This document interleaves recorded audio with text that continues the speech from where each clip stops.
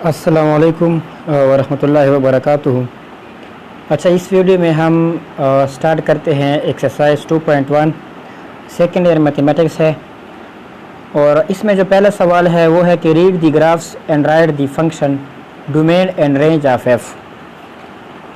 इसमें कहता है कि इन ग्राफ को आप लोग पढ़ें, ग्राफ से इनके फंक्शन लिखे, डोमेन भी बताए और रेंज भी बताए। तो इसमें पहले सवाल में हमारे पास 6 पार्ट्स है, मुख्तलिफ़ किस्म के ग्राफ्स है। प्रीवियस क्लासेस में भी आप लोगों ने पढ़ा होगा। तो जो पहला है हमारे पास एक पैराबोलिक शेप है, ये दूसरा जो है ये एक क्यूबिक शेप है। इस तरह थर्ड वाला जो है ये हमारे पास एक रेसिप्रोकल फंक्शन है। चौथा स्ट्रेट लाइन है, तो स्ट्रेट लाइन लीनियर फंक्शन होता है। और ई वाला जो है ये फिर एक पैराबोलिक है, यानी क्वाड्रेटिक इक्वेशन से आया है। और एफ वाला जो है ये एक मॉडुलस फंक्शन या एब्सोल्यूट फंक्शन जिसको कहते हैं वो है हमारे पास। तो स्टेप बाय स्टेप एक एक को हम डिस्कस करते हैं। तो पहला हमारे पास जो है पैराबोलिक शेप है। तो पैराबोला आया कहाँ से है? ये क्वाड्रेटिक इक्वेशन से आया है। क्वाड्रेटिक इक्वेशन आपने पढ़ा होगा कि ऐसी इक्वेशन जिसमें वेरिएबल की जो हाईएस्ट पावर हो वो 2 हो, उसको हम क्वाड्रेटिक इक्वेशन कहते हैं। जितने भी आपके पास शेप बनते हैं इस टाइप के, ये वाला शेप है या ये वाला पैराबोलिक, ये सारे क्वाड्रेटिक जो इक्वेशन है उसकी एप्लीकेशन है। रियल लाइफ में जो प्रोजेक्टाइल मोशन होता है या कोई गेम, क्रिकेट हो, फुटबॉल हो, जैसे हम फुटबॉल खेलते हैं और कोई अगर प्लेयर फुटबॉल को किक देता है तो वो फुटबॉल या गेम की जो मोशन होती है वो भी एक प्रोजेक्टाइल होती है, यानी पैराबोला की शक्ल में होती है। इस तरह अगर कोई प्लेयर है, वो क्रिकेट खेलता है, बैट्समैन है और वो छक्का मारता है, तो छक्का मारने के बाद वो गेंद जो है हम मालूम कर सकते हैं कि उस गेंद ने मैक्सिमम डिस्टेंस कितना कवर किया है, हाइट। वो गेंद जो है कितना गया है मैक्सिमम डिस्टेंस, वो भी हम मालूम कर सकते हैं। उस गेंद की हम किसी भी जगह पोजीशन या उस गेंद की हम लोकेशन भी फाइंड आउट कर सकते हैं। तो ये सारी जो चीज़ें हैं ये क्वाड्रेटिक इक्वेशन की एप्लीकेशन है, उनकी मदद से हम मालूम कर सकते हैं। बहरहाल हम अपनी टॉपिक की तरफ आते हैं। हमारे पास पहला जो पार्ट है वो पैराबोलिक है। तो इसके पैराबोलिक जो है वो क्वाड्रेटिक इक्वेशन से आया है। तो इस क्वाड्रेटिक फंक्शन के हम 3 फॉर्म जो है वो डिस्कस करते हैं। तो इसके हम 3 फॉर्म्स डिस्कस करते हैं। सबसे पहले इनके जो 3 फॉर्म्स हैं हमारे पास वो ये है, फॉर्म्स ऑफ क्वाड्रेटिक फंक्शन। पहला स्टैंडर्ड फॉर्म है जो कि बराबर होता है y = a² + bx + c। Second हमारे पास है वर्टेक्स फॉर्म जो कि बराबर है y = a × x - h² + k। इसमें h और k क्या है? इसमें h और k क्या है? वर्टेक्स है। अब h और k हमारे पास वर्टेक्स है। वर्टेक्स का मतलब है क्या है? देखिए हमारे पास कोई फंक्शन है जिसका ग्राफ क्या है, कुछ इस टाइप का है, क्या है, इस यानी पैराबोलिक। तो इसमें ये वाला जो पॉइंट है इसको हम क्या कहते हैं? वर्टेक्स कहते हैं। इस तरह अगर कोई हमारे पास ग्राफ इस शक्ल का है, ये पैराबोला है ओपन अपवर्ड, ये पैराबोला है ओपन डाउनवर्ड, तो इसका हमारे पास वर्टेक्स क्या है? ये वाला, यानी द लोवेस्ट और highest point on the parabola is called vertex. ये आपने फर्स्ट ईयर में पढ़ा होगा। इस तरह इंटरसेप्ट फॉर्म क्या होता है? इंटरसेप्ट फॉर्म की इक्वेशन हमारे पास है y = a × x - p × x - q। इसमें p और q क्या है? इसमें जो p और q हमारे पास है वो x इंटरसेप्ट कहलाते हैं। अब x इंटरसेप्ट क्या है और y इंटरसेप्ट क्या है, ये भी आपने फर्स्ट ईयर में पढ़े होंगे। देखिए फर्स्ट करें मैंने एक ग्राफ लिया हुआ है पैराबोलिक। तो ये पैराबोलिक ग्राफ यानी x एक्सिस को जिन पॉइंटों पे टच करता है उसको हम x इंटरसेप्ट कहेंगे। फर्स्ट करें कोई लीनियर फंक्शन है इस तरह, तो ये लीनियर फंक्शन का ग्राफ हमेशा स्ट्रेट होता है। तो ये लाइन या ये ग्राफ इस x एक्सिस को जिस पॉइंट पे टच करता है उसको हम क्या कहते हैं? x इंटरसेप्ट कहते हैं।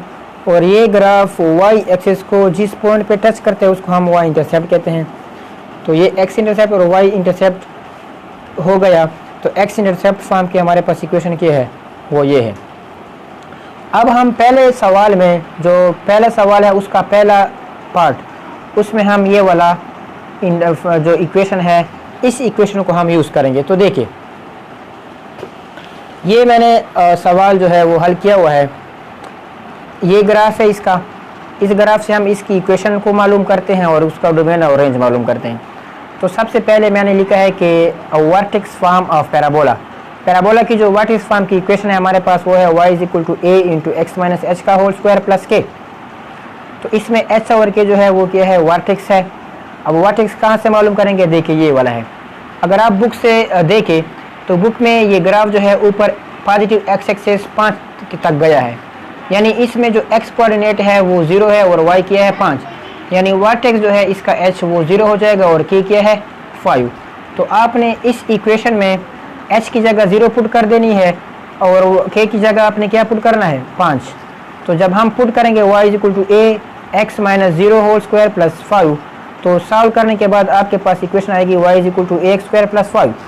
अब हमें इक्वेशन की ज़रूरत है, तो इसमें जो a है यानी इस x² का कोएफिशिएंट, इसको हम मालूम करेंगे। अब a क्या है, ये आपने फर्स्ट ईयर में पढ़ा होगा कि अगर इस क्वाड्रेटिक टर्म का जो कोएफिशिएंट है a, अगर ये पॉजिटिव आता है, इसका मतलब है कि जो ग्राफ है वो ओपन होगा अपवर्ड, पैराबोला जो है वो ओपन होगा अपवर्ड। तो अगर ये a नेगेटिव आता है तो इसका मतलब है कि वो ओपन होगा डाउनवर्ड, इस तरह शेप इस तरह आएगा उसका। तो यहाँ पे ग्राफ से जाहिर है कि ये ओपन है डाउनवर्ड, तो a की वैल्यू हमारे पास नेगेटिव आएगी। तो देखते हैं, अब इस a को मालूम करने के लिए हमें y की भी ज़रूरत होगी और x की।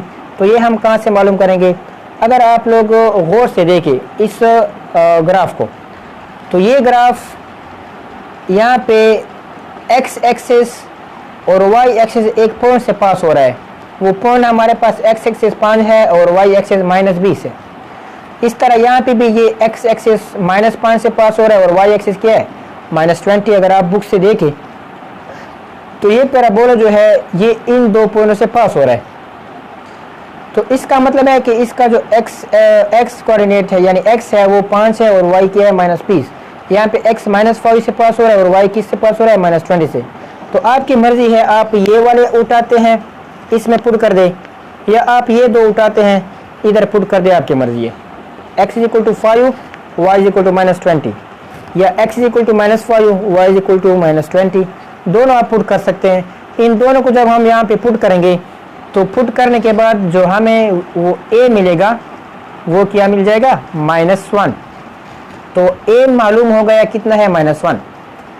अब इस a की कीमत को इस इक्वेशन में पुट कर दे, तो देखिए ये हमारे पास क्या हो जाएगा, ये हमारे पास हो जाएगा y = -x² प्लस 5।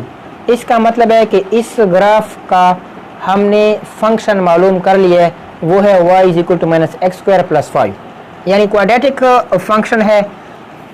तो क्वाड्रेटिक इक्वेशन ही हमने या क्वाड्रेटिक फंक्शन ही हमने मालूम कर लिया। अब इस फंक्शन का हमने मालूम करना है डोमेन और रेंज। तो डोमेन और रेंज के कई तरीके हैं। आसान तरीका ये है कि आप ग्राफ को देखें, जो x एक्सिस होता है उसको हम डोमेन कहते हैं और जो y एक्सिस है उसको हम रेंज कहते हैं। तो यहाँ पे x एक्सिस को देखें, ये x एक्सिस को अगर आप लोग ग्राफ को देखें, अगर आप इसको बढ़ाएंगे तो ये -∞ प्लस इन्फिनिटी और ये -∞ की तरफ बढ़ेगा, यानी x एक्सिस में ये क्या हो रहा है, फैल रहा है, एक्सटेंड हो रहा है, +∞ से लेकर -∞ तक।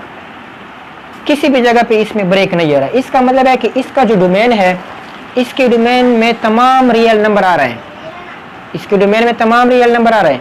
अगर आप इसको इंटरवल फॉर्म में लिखे तो इसको आप ओपन कर दे -∞ और +∞, यानी -∞ से +∞ के दरमियान जितने भी रियल नंबर होंगे, पॉजिटिव होंगे, नेगेटिव होंगे, जो भी होंगे, वो तमाम के तमाम इसके डोमेन में शामिल होंगे।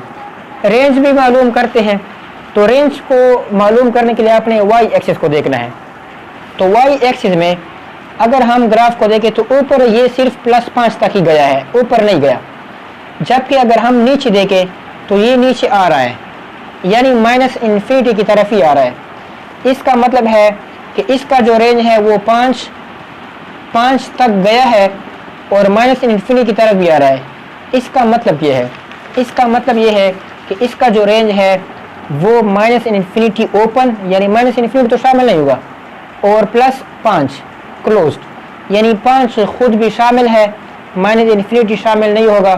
तो 5 और -∞ के दरमियान 5, 4, 3, 2, 1, 0, -1, -2 ये जितने भी नंबर है ये सारे के सारे इसके रेंज में शामिल हैं। या आप इसको लिख सकते हैं कि y < > 5 यानी 5 और 5 से छोटे जितने भी नंबर होंगे ये सारे के सारे उसके रेंज में शामिल होंगे। तो ये इसका सलूशन था पहले सवाल का। इसको मैं दूसरे तरीके से ट्राई करता हूँ, वो सिंपल है। अगर आप इसको हल नहीं करते तो डायरेक्ट भी आप इसको सॉल्व कर सकते हैं। अच्छा, इसी सवाल को हम डायरेक्ट मेथड से करते हैं। तो डायरेक्ट जो अब हम करेंगे, देखिए इस ग्राफ को देखिए। तो यहाँ पे मैं सेकंड तरीका करता हूँ, तो लिखिए from the graph, from the graph. तो ये हमारे पास फंक्शन कौन सा है? क्वाड्रेटिक फंक्शन है, सही है। पैराबोला शेप बना रहा है, पैराबोला तो क्वाड्रेटिक फंक्शन है। तो यहाँ पे लिखे इट इज एन यहाँ पे लिखे इट इज क्वाड्रेटिक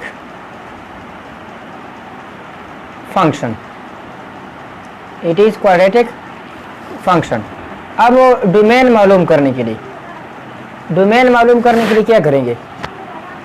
डोमेन मालूम करने के लिए देखिए, जो एक्स एक्सिस होता है उसको हम क्या कहते हैं? डोमेन कहते हैं। तो यहाँ पे देखिए, अगर हम इस ग्राफ को इसको हम एक्सटेंड कर दे तो ये +∞ की तरफ बढ़ेगा और ये -∞ की तरफ, यानी इसके ग्राफ में कोई भी ब्रेक नहीं आ रहा। इसका मतलब है कि इसकी डोमेन में तमाम के तमाम रियल नंबर शामिल होंगे, या आप इसको अगर इंटरवल की फॉर्म में लिखना चाहते हो तो -∞ से लेकर +∞ तक इसका डोमेन होगा। और इस फंक्शन का अगर आप लोग रेंज मालूम करना चाहते हैं तो रेंज देखिए, रेंज सिर्फ ऊपर 5 तक गया है, जबकि नीचे ये क्या हो रहा है? आ रहा है। इसका मतलब है 5 और 5 से छोटे जितने भी नंबर है वो तमाम के तमाम इसके रेंज में शामिल होंगे, यानी y < > 5 जितने भी छोटे नंबर है वो तमाम के तमाम इसके रेंज में शामिल है। तो ये इसका डायरेक्ट मेथड है या आसान तरीका है।